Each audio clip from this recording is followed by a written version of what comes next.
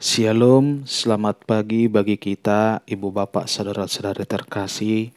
Sebelum kita mendengarkan firman Tuhan untuk kita pada hari ini, marilah kita saat teduh sejenak di tempat kita masing-masing.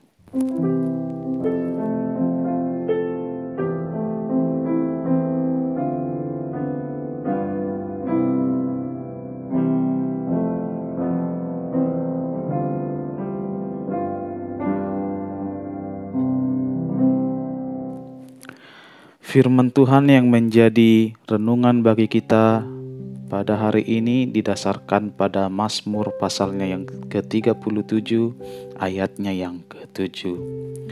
Berdiam dirilah di hadapan Tuhan dan nantikanlah Dia. Jangan marah karena orang yang berhasil dalam hidupnya, karena orang yang melakukan tipu daya. Pasobu majahoba jala ibana paimaima. Seunang moho proham mida jolma namar dohar dalanna mida bawa siulahon gete-gete. Demikianlah firman Tuhan. Berdiam diri dan menanti di hadapan Tuhan.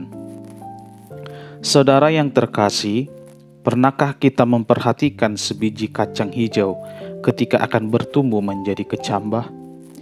Ketika akan bertumbuh menjadi kecambah, kacang hijau tersebut harus melalui proses memunculkan tunas baru, yang selanjutnya harus berjuang menumbuhkan batang, daun, dan akar mencari zat berguna untuk perkembangannya. Ada proses, tantangan, dan pengorbanan yang harus dilalui agar dapat bertumbuh dengan baik dan sempurna. Layaknya menjadi kecambah, selama masih hidup, manusia juga pasti mengalami proses-proses dalam kehidupannya. Proses tersebut dapat berbentuk ATM, yakni ancaman, tantangan, dan masalah. Tidak ada manusia yang hidup yang terlepas akan hal itu. Ancaman, tantangan, dan masalah membuat setiap pribadi bertumbuh dan berkembang secara berbeda-beda. Ada yang cepat mencapai keberhasilan hidup, ada juga yang lambat. Ada yang cepat mencapai kebahagiaan hidup, ada juga yang sedang dalam proses mencapai kebahagiaan hidup. Seperti kacang hijau yang tidak serentak bertumbuh menjadi kecambah, begitu juga hidup manusia yang memiliki proses kehidupan yang berbeda-beda dan tidak serentak. Kita tidak perlu marah kepada Tuhan ketika orang lain lebih dahulu mencapai keberhasilan hidup, apalagi hidupnya sering melakukan kefasikan. Berhentilah marah. Ingatlah Tuhan tidak pernah diam. Dia melenyapkan orang-orang jahat dan yang berlaku kefasikan.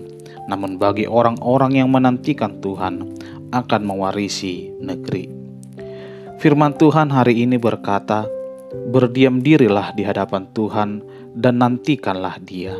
Berdiam diri dan menanti bukan berarti tidak melakukan apa-apa, namun lebih kepada melakukan bagian kita dengan sangat baik, sekaligus percaya Tuhan juga turut bekerja melakukan bagiannya. Do your best and let God do the rest. Tuhan tetap ikut serta dan merengkuh kita dalam dekapannya. Dia ada di setiap ancaman, tantangan, masalah kehidupan kita. Dia tidak pernah membiarkan kita berjalan sendiri. Oleh sebab itu, selayaknya kita juga merendahkan hati, karena bagi orang yang rendah hati, dia selalu mengingat bahwa dia bukan apa-apa tanpa pertolongan Tuhan. Tidak ada kerugian ditimbulkan kerendahan hati, bahkan yang ada malah sebaliknya, yakni kegembiraan karena kesejahteraan yang berlimpah-limpah. Amin. Marilah kita berdoa. Ya Tuhan Allah kami yang di sorga, kami mohon kepadamu, berilah roh-Mu yang kudus ke dalam hati kami, dan biarlah kasih dan kebenaran yang dikerjakan oleh anak-Mu Yesus Tuhan kami tinggal tetap di dalam hati kami. Bimbinglah kami pada masa pencobaan, agar kami tetap menanti dan selalu mengandalkan Tuhan dalam hidup kami.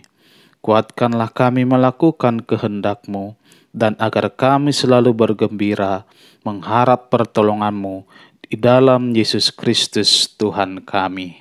Anugerah dari Tuhan kita Yesus Kristus dan kasih setia Allah dan persekutuan Roh Kudus, itulah yang menyertai engkau sekalian.